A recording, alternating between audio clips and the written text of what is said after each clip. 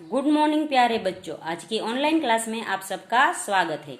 यदि आपको मेरे नोटिफिकेशन ना मिले वीडियो के तो आप है वो मेरे वीडियो आपकी होम स्क्रीन पर देख सकते हैं जब मैं अपलोड करती हूँ तब। यदि वो भी ना हो तो आप है वो यूट्यूब में मेरी चैनल सर्च करके भी मेरे वीडियो देख सकते हैं। मैंने सारे वीडियो है वो लेक्चर वाइज बनाए हैं।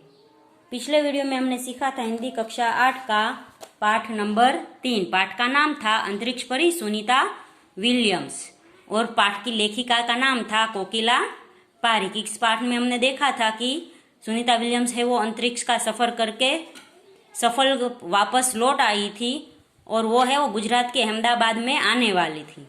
और वो सुनीता विलियम्स नाम सुनते ही हमें लगता है कि कोई अमेरिकी होगी, पर वो है गुजराती थी। उसके पिता है वो दीपक भाई पंड्या थे। उसका जन्म गुजरात में हुआ था, इसलिए है वो सुनीता विलियम्स भी गुजराती थी। और इसमें हमने है वो पारिवारिक जीवन के बारे में देखा था। अब आज इस वीडियो में इसके आगे की पढ़ाई करेंगे।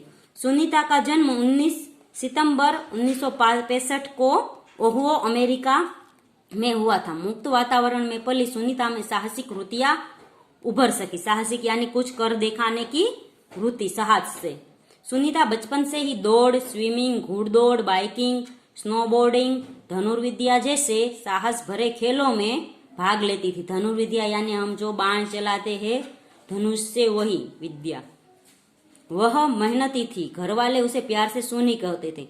6 साल की सुनी ने अमेरिकी यात्री नील आर्मस्ट्रांग को चांद की धरती पर उतरते देखा। तब से मैं मन में निश्चय कर लिया था कि मुझे कुछ ऐसा कर दिखाना है। बचपन का संकल्प उसने साकार किया। तो बच्चों, जब सुनीता विलियम्स 6 साल की थी तभी से उन्होंने अंतरिक्ष में जाने का सपना देखा था और वो सपना है वो उसे साकार भी किया।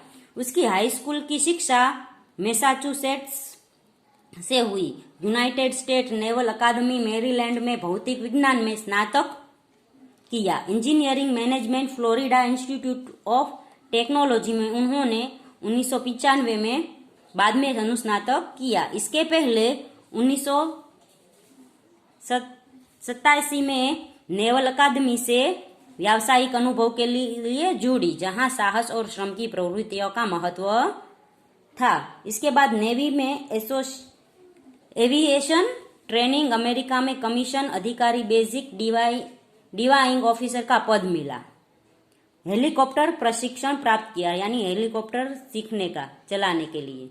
प्रशिक्षण के बाद ऑफिसर इंचार्ज बनी। सुनीता को United State naval test pilot course के लिए चयनित किया गया। चयनित यानी पसंद किया गया पायलट के लिए। पायलट जो प्लेन उड़ाते हैं वो। पायलट बनने की सिद्धि को प्रथम कदम माना। अंतरिक्ष पर जाने की तीव्र इच्छा थी, इसलिए हिम्मत न हारी और नासा जाने में सफल हुई। तब से आज तक सुनीता नासा में कार्यरत है। 1998 में अंतरिक्ष यात्री कार्यक्रम में द्वितीय प्रयास में चयन हुआ। चयन यानी उसको पसंद किया गया कि अंतरिक्ष यात्री के कार्यक्रम में दूसरा प्रयास था, तब उसको उसमें है वो लिया गया। दुनिया में हजारों वैज्ञानिक और पायलट है, पर अंतरिक्ष यात्री केवल 100 है। तो अंतरिक्ष यात्री है वो बहुत कम है, पायलट है वो कई सारे है, और उसमें सुनीता विलियम्स का नाम भी आता है। सुनीता ने खास मित्र और सहध्यायी माइकल विलियम्स से शादी की और सुनीता पंड्या से सुनीता विलियम्स बनी। तो बच्चों, सुनीता पंड्या पहले थी और शादी के बाद वो सुनीता विलियम्स बन गई। माइकल विलियम्स ने सुनीता को सिद्धि में साथ दिया। એટલે सुनीता ने जो भी अंतरिक्ष की सिद्धियां प्राप्त की है उसके पति ने उसका साथ दिया। सुनीता को अंतरिक्ष परी मानने में कल्पना चावला ने ही प्रेरणा स्रोत का काम किया है। पिछले 8 वर्षों में अंतरिक्ष यात्रा पर जाने वाली भारतीय मूल की दूसरी महिला की सकुशल वापसी से लोगों में राहत की सांस ली। पहली जो अंतरिक्ष यात्री थी कल्पना चावला, वो जब उसका स्पेस शटल लैंड करने वाला था तो उसकी मृत्यु हो गई। फिर दूसरी महिला सुनीता विलियम्स बनी और वो सफलता से वापस लौटी। तब सबने से चैन की सांस ली और सब खुश हो गए। अपनी वापसी के समय उन्होंने कहा था कि नासा के अभियान में कल्पना के साथ काम करना बेहद सुखद अनुभव था। तो बच्चों, सुनीता विलियम्स ने वो कल्पना चावला के साथ भी नासा में काम किया था। हम दोनों की रुचि काफी अलग थी, लेकिन भारतीय होना हमें एक सूत्र में पिरोता था। दोनों की रुचि यानी दोनों की पसंद नापसंद अलग थे, पर दोनों भारतीय थे, इसलिए वो दोनों एक साथ मित्रता के भाव में बंधे थे। दोनों को भारतीय संगीत से बेहद लगाव था, यानी प्रेम था। उसे भारतीय संगीत बहुत पसंद था। कल्पना से मुझे काफी कुछ सीखने को मिला। जून 1998 में सुनीता को नासा के लिए चयनित किया गया। अगस्त 1998 में उन्होंने नासा में प्रशिक्षण प्रारंभ कर दिया। प्रशिक्षण यानी सीखना।